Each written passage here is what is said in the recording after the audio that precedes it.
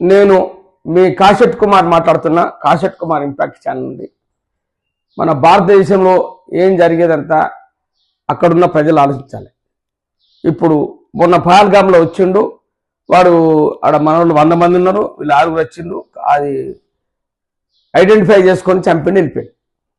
అందుకే ఇక్కడ కూడా మన భారతదేశంలో ఎక్కడ విలేజ్లు కానీ, ఇప్పుడు సపోజ్ సిటీలు ఎక్కువ వాళ్ళు బతికేతానికి వస్తారు, ఎవరు వేరే దేశం వేరే కంట్రీ వాళ్ళు, ఇప్పుడు బంగ్లాదేశ్, మయన్మార్ వీళ్ళు ఉన్నారు కదా కొంతమంది పాకిస్తానీలు, అక్కడ వాళ్ళకు తిండి లేదు కాబట్టి ఇక్కడికి వస్తారు, అడ్డదారులు వస్తారు, ఇలా వైల్ కట్ చేసుకొని వస్తారు, ఏదో కూలి చేసుకొని బతున్నారు.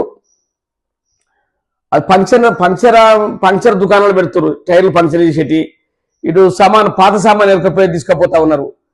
అట్లా చేసుకుంటూ ఇంట్లో ఎవడెవరు లాకేస్తుండే కదా, దొంగతనాలు పాల్పడతారు. అంటే ఇటువంటి వాళ్ళు ఇది బీజేపీ ఉన్న ప్రాంతాలల్లో ఎంక్వైరీ చేస్తూ ఉన్నారు. మనం దొరకబడతా ఉన్నారు. దొరకబట్టి అరే మీ దాచి మీరు బోర్రబాయ్ అని ఐడి కార్డు గుర్తుకుంటున్నారు. అలా చేస్తే బాగుంటుంది. ఎందుకంటే కాంగ్రెస్ వాళ్ళు కూడా హిందువులే, అందులో కూడా హిందుత్వం మీద ఉన్నవాళ్ళు చాలామంది ఉన్నారు. రోజు పొద్దున పూజ చేసేవాళ్ళు నా దగ్గర మిత్రులు ఉన్నారు చాలామంది. ఇలా జరగకుండా చేయాలంటే మన పబ్లిక్ నుంచి మొదలు కావాలి. పబ్లిక్ అందరూ వాళ్ళు జరిగేటప్పుడు కొత్తను ఎవడో దొరకబట్టి వీడు కాదురా బయట అని మన పోలీసులకు అప్పచెప్పాలి. అప్పుడు పోలీస్ డిపార్ట్మెంట్ వాళ్ళకు ట్రీట్మెంట్ ఇస్తుంది. నాయన మీ ఇంటికి వెళ్ళిపో, ఐడి కార్డు గుంజుకుంటుంది అని చేస్తుంది. వానికి ఓటు హక్కిచ్చి, వానికి పథకాలు ఇచ్చి, వాడికి అన్ని ఇచ్చిన వాళ్ళని పోతారు. ఇంకా నేను పోనంటారు, మన సైన్ చేస్తారు, మన చార్మినార్ దగ్గర మేము ఇక్కడనే పుట్టాం ఇక్కడనే ఉంటామని సైన్ చేస్తారు. ఇటువంటి జరుగుతూ ఉన్నాయి.